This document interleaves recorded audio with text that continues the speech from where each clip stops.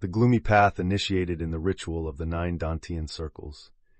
Prepare yourself to embark on a journey that explores the deepest recesses of the human soul and unveils the secrets that inhabit the 9 circles of hell, as depicted in the monumental work, The Divine Comedy by Dante Alighieri. This will not just be a literature lesson. Here we will immerse ourselves in the esoteric and spiritual teachings encapsulated in Dante's narrative. By the end, you will have a comprehensive understanding of how these circles represent the internal and external obstacles we all face in our quest for enlightenment. Imagine yourself in a dark forest, feeling lost and disoriented.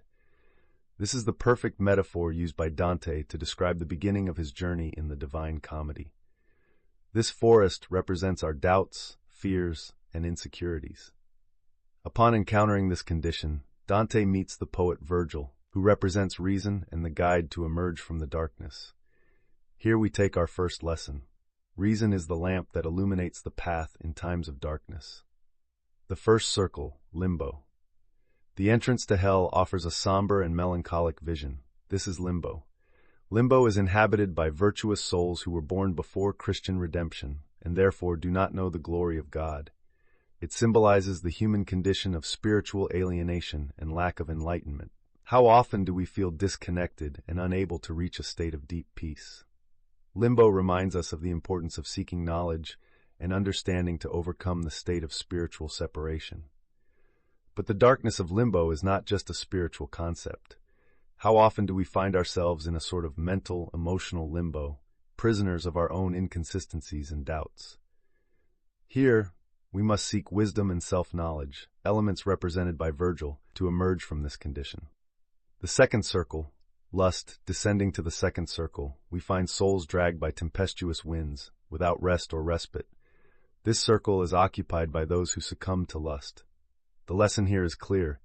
Unbridled desire and uncontrolled passion can lead us away from our true purpose. The incessant wind symbolizes the instability caused by uncontrolled passions. Reflecting on our own lives, how often are we led by desires that divert us from the path of integrity and inner harmony? From this vision, we can learn to cultivate internal discipline, controlling our desires and redirecting our energy to nobler actions. The balance between desire and reason is crucial for the spiritual journey, and the second circle powerfully reminds us of this. The third circle, gluttony. The third circle is a desolate scene of incessant rain and mud, where the gluttonous are eternally tortured by their insatiable hunger and thirst. Gluttony does not only refer to the excessive consumption of food, but also to the excessive consumption of resources, emotions, and even time. In our contemporary society, gluttony manifests in various ways: uncontrolled consumerism, the relentless pursuit of ephemeral pleasures, and the inability to live in the present. Here, the lesson is moderation and contentment. Learning to be grateful for what we have and to consume consciously and balancedly is essential. Thus, we avoid waste and find a state of satisfaction and inner peace. Let us take this circle as a call to austerity and self-control, freeing ourselves from the chains of excessive consumption that imprison us daily. The fourth circle, avarice and prodigality. The fourth circle presents us with a vision of souls heavily burdened with immense weights, representing the avaricious and the prodigal. Avarice is the excessive attachment to material goods, while prodigality is the unrestrained waste of those same goods. Both conditions are imbalances that take us away from true happiness. We see in our society both the extreme concentration of wealth and the irresponsible waste of resources. The teaching here is balance, generosity, and wisdom in resource management. Neither avarice, which isolates us and makes us slaves to materialism, nor prodigality, which condemns us to poverty and regret. Learning to share, to give, and receive in a balanced manner is essential for individual and collective well-being. This circle challenges us to rethink our relationship with money and material goods, proposing an ethic of balanced and conscious management. The fifth circle, wrath and sloth. Descending to the fifth circle, we find the furious waters of the river Styx, where the wrathful endlessly fight on the surface and the slothful sink into the muddy depths, constantly murmuring. Wrath represents the lack of emotional control and the destructive tendency to act impulsively. Sloth, on the other hand, is inaction, negligence, and resignation. How often are we taken by anger, ending up destroying relationships, opportunities, and our own well-being? And on the other hand, how often do we fail to achieve our dreams and goals due to pure inertia? This circle alerts us to the importance of self-control and conscious action. We must learn to channel our emotions constructively and move towards our goals with determination and purpose. The sixth circle, heresy. The sixth circle leads us to a walled city where heretics are imprisoned in flaming tombs. Heresy in this work is represented by the rejection of spiritual truths and attachment to one's own limiting beliefs. It is the denial of the divine and the human potential to transcend one's material and spiritual condition. In this context, we are invited to reflect on our own beliefs and limitations. How often do we close ourselves off to new ideas, cling to dogmas, and reject spiritual growth? The openness to the possibility of transcendence and the quest for a deeper understanding of life and the universe is crucial for our journey.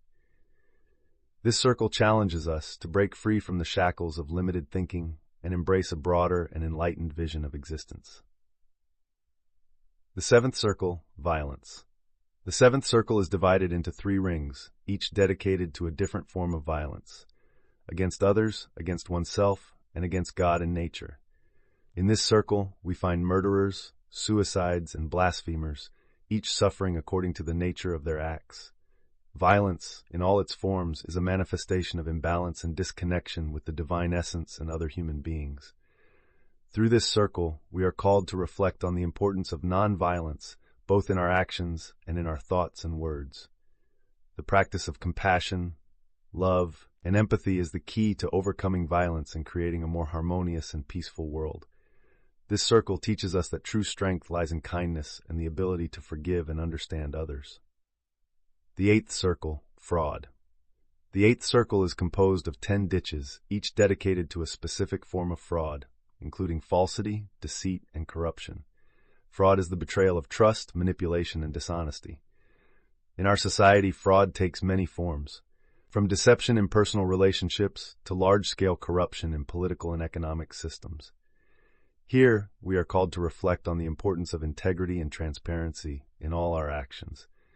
Honesty and truth are fundamental to building solid relationships and a just society. This circle reminds us that trust is the foundation of any meaningful human interaction, and that betraying this trust results in suffering and disharmony. The ninth circle. Finally, we arrive at the ninth circle, a realm of ice where traitors are imprisoned.